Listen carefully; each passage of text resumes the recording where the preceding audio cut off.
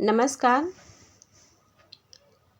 ये सीरीज़ जो है वो class 10 high school UP board के लिए है और इसमें जितने भी प्रश्न हैं वो सारे प्रश्न सीरीज़ से ही लिए गए हैं। तो अगर आप इस चैनल को फॉलो करेंगे तो अलग से सीरीज़ खरीदने की भी आवश्यकता नहीं पड़ेगी। चलिए, इसमें देखिए पहला प्रश्न जो है कि ब्रज भाषा गद्य का सूत्रपात किस वर्ष के आसपास हुआ। ब्रज भाषा गद्य का सूत्रपात किस वर्ष के आसपास हुआ? तो वह हुआ ब्रज भाषा गद्य का सूत्रपात संवत 1400 के आसपास माना जाता है। अगर ईस्वी में देखा जाए तो 1343 ईस्वी में। अगला क्वेश्चन है कि ब्रज भाषा गद्य के दो प्रमुख लेखक तथा उनकी एक एक रचना का नाम लिखिए। ऐसे प्रश्न आते हैं एग्जाम में, तो उसमें एक हो जाएगा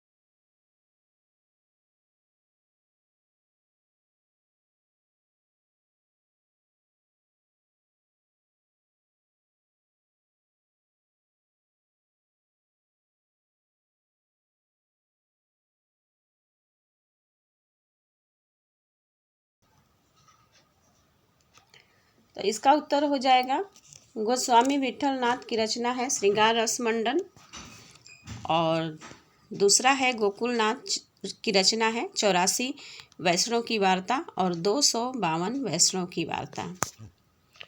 अगला है खड़ी बोली गद्य के प्रथम लेखक और उनकी प्रथम रचना का नाम लिखिए। खड़ी बोली गद्य के प्रथम लेखक और उनकी रचना का नाम बताना है। तो खड़ी बोली गद्य के प्रथम लेखक जो हैं वो कवि गंग को माना जाता है और इनकी रचना जो है वो चंद छंद वर्णन की महिमा। तो कवि गंग को खड़ी बोली गद्य का प्रथम लेखक और उनकी रचना जो है वो चंद छंद वर्णन की महिमा को खड़ी बोली गद्य की प्रथम रचना माना जाता है। अगला है आचार्य रामचंद्र शुक्ल ने किस लेखक की भाषा को रंगीन और चुलबुली कहा है। तो आचार्य रामचंद्र शुक्ल ने इंसा अल्लाह खां की भाषा को रंगीन और चुलबुली कहा है। अगला प्रश्न है 20वीं सदी में किस एक व्यक्ति ने हिंदी गद्य के निर्माण व प्रसार के लिए सर्वाधिक स्तुत्य कार्य किए हैं। तो इसका उत्तर हो जाएगा कि 20वीं सदी में आचार्य महावीर प्रसाद द्विवेदी ने हिंदी गद्य के निर्माण व प्रसार के लिए सर्वाधिक स्तुत्य कार्य किए हैं। अगला प्रश्न है हिंदी गद्य का वास्तविक इतिहास कब से आरंभ हुआ, या गद्य साहित्य का विविध रूपों में विकास किस काल में हुआ, या भारतेंदु युग का काल निर्धारण कीजिए। देखिए ये तीनों प्रश्न का उत्तर एक ही है, तो प्रश्नों पे ध्यान दीजिएगा, कैसे भी घुमा के प्रश्न को पूछा जा सकता है।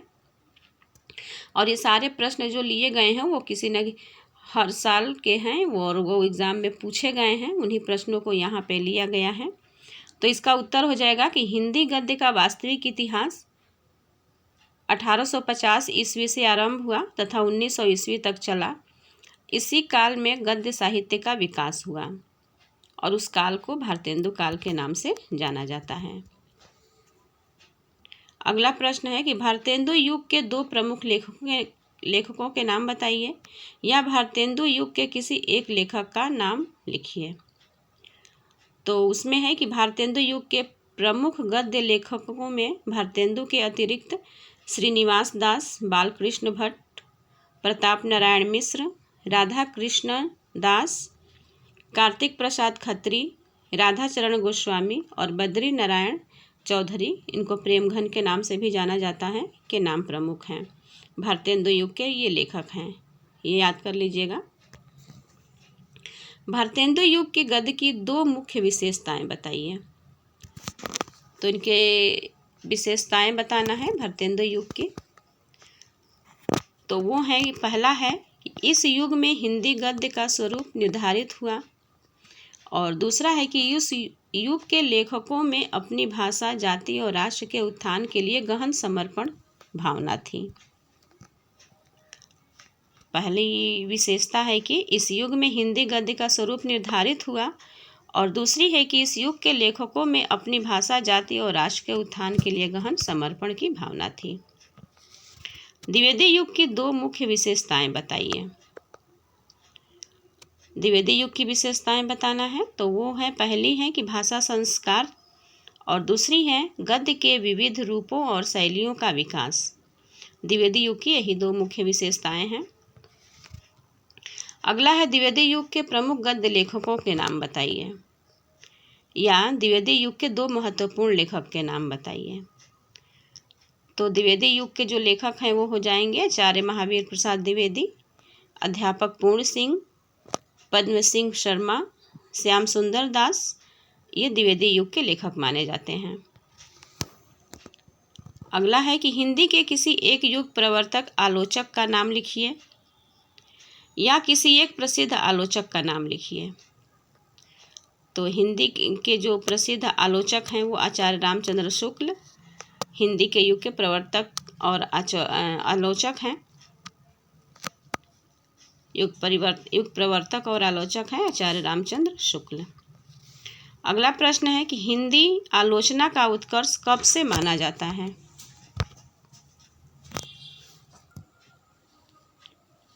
हिंदी आलोचना का उत्कर्ष कब से माना जाता है, तो इसका उत्तर हो जाएगा कि आचार्य रामचंद्र शुक्ल की आलोचनात्मक कृतियों के प्रकाशन से हिंदी आलोचना का उत्कर्ष माना जाता है। हिंदी आलोचना का उत्कर्ष आचार्य रामचंद्र शुक्ल की आलोचनात्मक कृतियों के प्रकाशन से माना जाता है। अगला है कि द्विवेदी युग की कालावधि लिखिए, या सरस्वती पत्रिका किस युग में प्रकाशित हुई। तो द्विवेदी युग की कालविधि लिखना है कि ये किस काल से रही। तो द्विवेदी युग की कालविधि जो है वो 1900 से 1920 ईस्वी तक था, और कालविधि का यह निर्धारण सरस्वती पत्रिका के प्रकाशन के आधार पर किया गया है। द्विवेदी युग के कालविधि का निर्धारण जो है वो सरस्वती पत्रिका के आधार पर किया गया है, और इसका कालविधि जो है वो 1900 से 1920 ईस्वी तक है। अगला प्रश्न है कि रामचंद्र शुक्ल को गद्य की किन दो विधाओं के लेखन में सर्वाधिक सफलता मिली, या शुक्ल युग के सशक्त आलोचक एवं निबंधकार का नाम लिखिए। तो वो उसका उत्तर हो जाएगा कि आचार्य रामचंद्र शुक्ल पहला है आलोचना और दूसरा है निबंध नामक गद्य की दो विधाओं में सर्वाधिक प्रसिद्ध हैं। शुक्ल जी आलोचना और निबंध के अतिरिक्त इतिहास लेखन के लिए भी जाने जाते हैं। अगला प्रश्न है, शुक्ल युग की समय सीमा बताइए। शुक्ल युग की समय सीमा बताना है इसमें, तो वो हो जाएगा, शुक्ल युग की समय सीमा हो जाएगी 1919 से 1938 ईस्वी तक मानी जाती है शुक्ल युग की। अगला प्रश्न है, शुक्लोत्तर युग की समय सीमा। तो शुक्ल युग के पश्चात, शुक्लोत्तर, उत्तर का मतलब है कि उसके बाद आना, तो शुक्ल युग के पश्चात अर्थात 1938 से 1947 तक के काल को शुक्लोत्तर युग के नाम से जाना जाता है। अगला है, शुक्ल युग के दो प्रमुख लेखकों अथवा निबंधकारों के नाम लिखिए। शुक्ल युग के दो प्रमुख लेखकों का नाम बताना है, तो वो है, पहले हैं आचार्य रामचंद्र शुक्ल और बाबू गुलाब राय। ये लेखक और निबंधकार हैं बाबू गुलाब राय। अगला प्रश्न है, शुक्लोत्तर युग के दो प्रमुख गद्य लेखकों के नाम व उनकी कृतियों का उल्लेख कीजिए, या शुक्लोत्तर युग के किसी एक साहित्यकार का नाम लिखिए। तो इसका उत्तर हो जाएगा डॉक्टर नगेंद्र। उनकी कृतियां हैं विचार और अनुभूति, अनुसंधान और आलोचना, आस्था के चरण, अप्रवासी की यात्राएं आदि।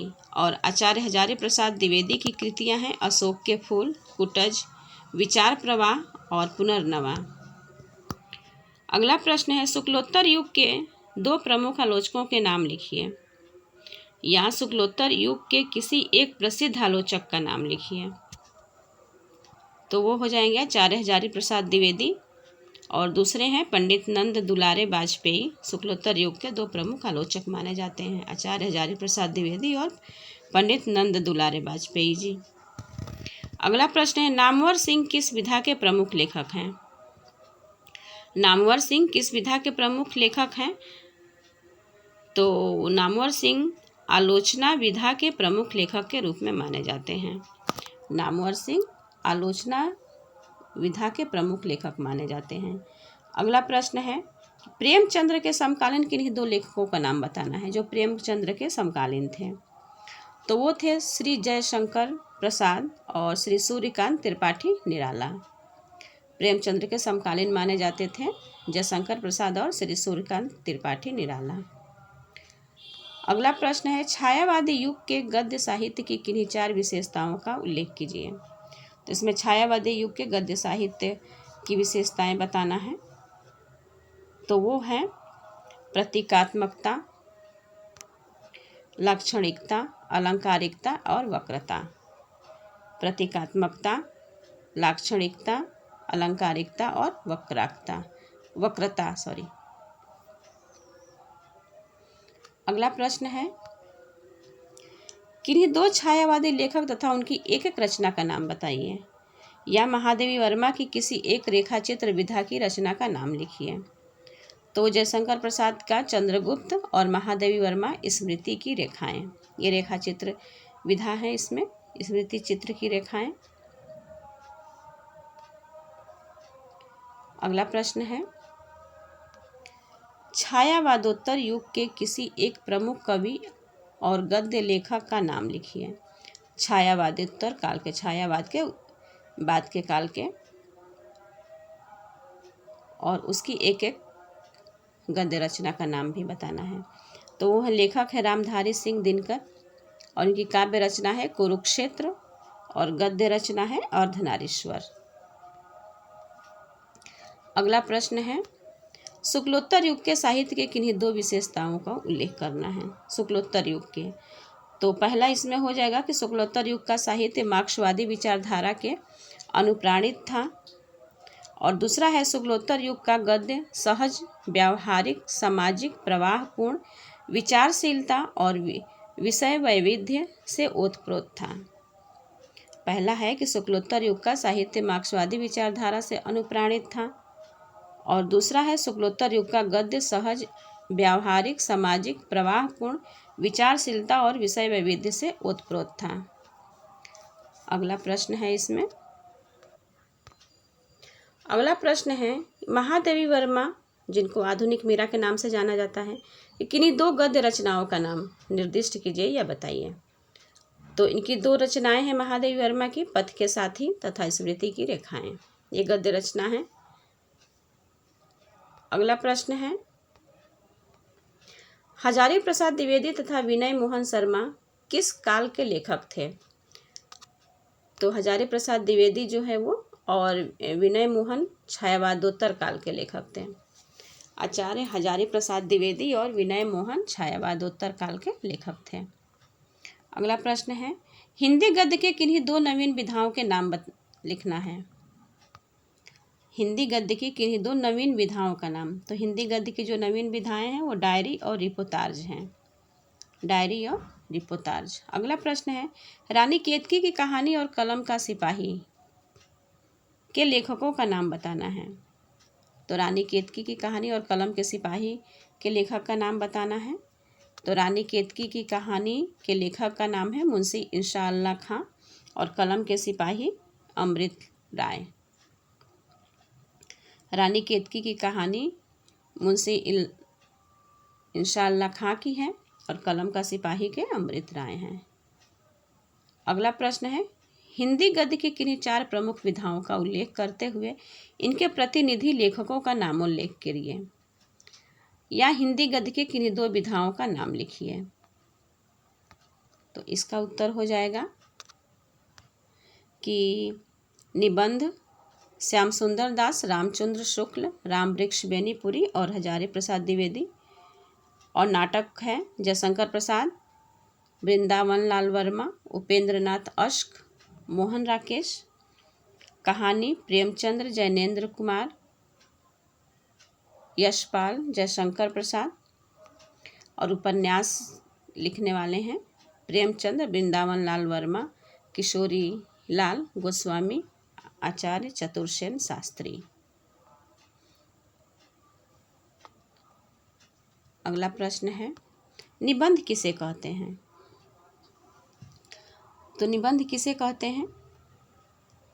इसका आंसर हो जाएगा कि निबंध उस विधा को कहते हैं जिसमें किसी विषय पर सभी दृष्टियों से प्रस्तुत किए गए विचारों का मौलिक और स्वतंत्र विवेचन विचारपूर्ण, विवरणात्मक और विस्तृत रूप में होता है। इसमें लेखक स्वतंत्रतापूर्वक अपने विचारों तथा भावों को प्रकट करता है। निबंध में जो लिखने वाला होता है वो स्वतंत्रतापूर्वक अपने विचारों और भावों को प्रकट करता है। अगला प्रश्न है, विचारात्मक निबंध और वर्णनात्मक निबंध में अंतर बताना है। विषय एवं शैली के अनुसार निबंध के किन्हीं 2 भेदों का नामोल्लेख कीजिए। 2 प्रकार के प्रश्न बनेंगे, विचारात्मक निबंध और वर्णनात्मक विषय में अंतर, या फिर विषय एवं शैली के अनुसार निबंध के किन्हीं 2 भेदों का नाम लिखिए। 2 तरह से प्रश्न पूछा जा सकता है ये। तो इसका उत्तर हो जाएगा, विचारात्मक निबंध में तर्कपूर्ण विवेचन, विश्लेषण एवं खोजपूर्ण अध्ययन की प्रधानता होती है, किंतु वर्णनात्मक निबंध का लेखक किसी वस्तु, घटना या दृश्य का वर्णन निरीक्षण के आधार पर करता है।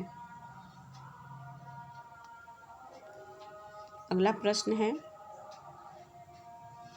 वर्णनात्मक एवं विवरणात्मक निबंध का अंतर कीजिए। विवरणात्मक और वर्णनात्मक निबंध में अंतर बताना है। तो वर्णनात्मक निबंध में किसी भी वर्णनीय वस्तु, स्थान, व्यक्ति, दृश्य आदि का निरीक्षण के आधार पर आकर्षक, सरस और रमणीय रूप में वर्णन होता है। और विवरणात्मक निबंध में प्रायः ऐतिहासिक तथा सामाजिक घटनाओं, स्थान, दृश्यों, पात्रों तथा जीवन के अन्य विविध कार्यकलापों का विवरण दिया जाता है। वर्णनात्मक में वस्तु, स्थान, व्यक्ति, दृश्य आदि के निरीक्षण के आधार पर आकर्षक, सरस एवं रमणीय रूप से वर्णन किया जाता है। और विवरणात्मक में ऐतिहासिक तथा सामाजिक घटनाओं, स्थानों, दृश्यों, पात्रों तथा जीवन के अन्य विविध क्रियाकलापों का विवरण दिया जाता है। अगला प्रश्न है, भावात्मक निबंध की किन्हीं 2 विशेषताओं का उल्लेख कीजिए। भावात्मक निबंध का, तो भावात्मक निबंध की विशेषताएं बताना है। तो वो है भावात्मक अर्थात हृदय तत्व की प्रधानता, और दूसरा है कि सरल एवं सरस भाषा का प्रयोग। भाषा जो है सरल और सरस होगा, और हृदय तत्व की प्रधानता। अगला प्रश्न है, हिंदी साहित्य के 2 विचारात्मक निबंधकारों के नाम लिखिए। हिंदी साहित्य के 2 विचारात्मक निबंधकारों के नाम बताना है। तो वो हैं बाबू श्याम सुंदर दास और दूसरे हैं आचार्य रामचंद्र शुक्ल। ये हिंदी साहित्य के विचारात्मक निबंधकार माने जाते हैं। अगला प्रश्न है, नाटक किसे कहते हैं? प्रश्न है कि नाटक किसे कहते हैं? तो इसका उत्तर हो जाएगा कि नाटक साहित्य की 1 से अधिक अंकों वाली वह दृश्यात्मक गद्य विधा है जो रंगमंच पर अभिनय द्वारा प्रस्तुत करने की दृष्टि से लिखी जाती है तथा पात्रों एवं उनके संवादों पर आधारित होती है।